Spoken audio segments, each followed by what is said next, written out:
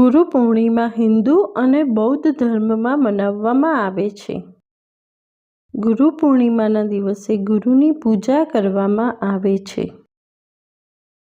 ગુરુ પૂર્ણિમાનો ઉત્સવ અષાઢ સુદ પૂનમે મનાવવામાં આવે છે.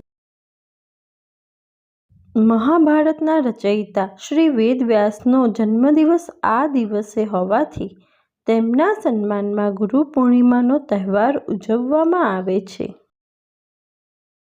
ગુરુ એ દિવ્ય જ્યોત છે જે આપણા માર્ગમાં પ્રકાશ ફેલાવે છે. શાસ્ત્રમાં ગુનો અર્થ અંધકાર એવો થાય છે તથા રૂ એટલે તેમાંથી બહાર લાવનાર. ગુરુનો અર્થ અજ્ઞાનરૂપી અંધકારમાંથી બહાર લાવનાર તથા જ્ઞાનરૂપી પ્રકાશ આપનાર એવો થાય છે. આ પર્વ નિમિત્તે દરેક શિષ્ય પોતાના ગુરુને નમન કરી આશીર્વાદ મેળવતો હોય છે.